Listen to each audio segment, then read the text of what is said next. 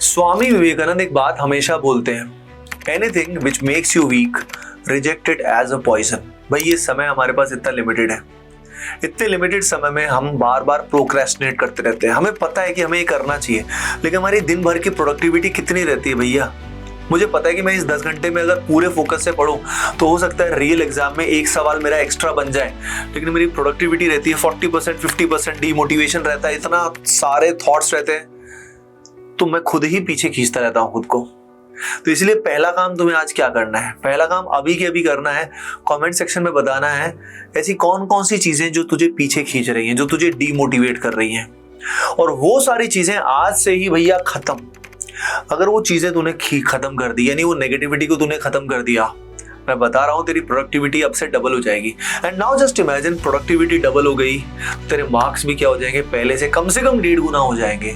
Just imagine तेरे आज जितने भी मार्क्स मॉक टेस्ट में आते हैं उससे अगर तेरे मार्क्स 1.5 गुना हो गए तो कितना अच्छी रैंक हो जाएगी, कितना बेटर हो जाएगा। यानी वो सारी चीजें जो हमें कमजोर कर रही हैं, जिस कारण मैं प्रोक्रेस्टिनेशन कर रहा हूँ, मुझे वो सब खत्म करना है और मुझे अपना एक बहुत ही अमेजिंग पावरफुल रूटीन बनाना है। भैया दिन में हमारे पास कम से कम 12 घंटे होते हैं पढ़ाई करने के लिए। सही समय पे सो जाना है, सही समय पे उठना है, एक्सरसाइज करना है, ब्रह्मचर्य का पालन करना है। प्रेमानंद महाराज को सुनो, डिमोटिवेशन बिल्कुल नहीं होगा, ठीक है। ऐसे फ्रेंड से दूर रहो, टॉक्सिक फ्रेंड्स जो आपको डिमोटिवेट करते हैं। ऐसे टॉक्सिक इन्फॉर्मेशन से भी दूर रहो जो आपको नेगेटिव करती है कि तुझसे नहीं हो पाएगा, जो आपको जिस भी तरीके से डाउन करती है, anything that puts you down, भगा दो भैया उसको अपनी लाइफ से, क्योंकि हमें बचाना है, हमें अपना बेस्ट देना है। चाहे अभी तक दिया नहीं दिया कोई मतलब नहीं है, लेकिन अब तो करके दिखाना है ना यार, ताकि एग्जाम के बाद ये तो ना हो कि अरे यार काश मैं पढ़ लेता, काश मैं सुन लेता, है ना। तो रूटीन अपना अच्छा कर। अब दिन में तेरे पास 12 घंटे हैं पढ़ने के लिए, 12 घंटे मतलब 1.5 घंटे के 8 सेशन है भाई। अब इसमें जो 8 सेशन तेरे पास है, तू क्या नहीं कर सकता इसमें। अब करते हम क्या रहते हैं, जो हमें आता है उसी को बार बार पढ़ते रहते हैं। अगर तू उसी को बार बार पढ़ता रहेगा जो तुझे ऑलरेडी आता है, क्या तेरे मार्क्स इंप्रूव हो पाएंगे? खुद ही सोच, नहीं हो पाएंगे ना। मार्क्स तेरे तभी इंप्रूव होंगे जब तू तेरे कमजोर टॉपिक्स को, ये जो मॉडरेट लेवल के टॉपिक्स हैं उनको तू स्ट्रेंथन करेगा। यानी दिन का 70 to 80% टाइम, यानी जो 8 सेटिंग्स हैं इसमें लगभग 70 to 80% टाइम तेरे को किसमें देना है, उन चैप्टर्स में देना है जो तेरे कमजोर हैं, ठीक है। उसके अलावा क्या तू सेल्फ इवेल्युएशन करता है?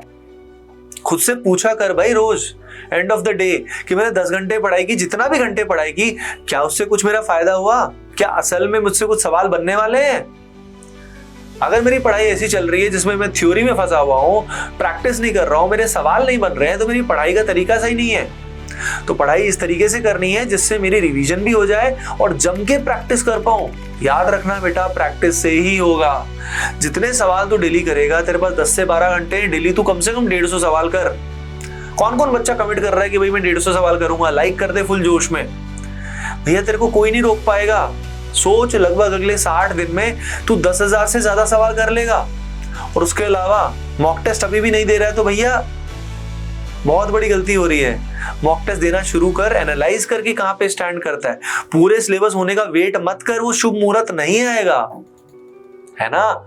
तो बस आज से ही बदल जाना है। अगले 60 से 70 दिन में तेरी लाइफ बदल जाएगी, गारंटेड है। तू कुछ भी कर सकता है भाई, तू भगवान का अंश है। एग्जाम तो तेरे लिए कुछ भी नहीं है, बहुत छोटी चीज है। बस खुद की शक्ति को पहचान, खुद के माइंड पे कंट्रोल कर, तो कुछ भी कर सकता है, ठीक है। चल, all the best, love you all.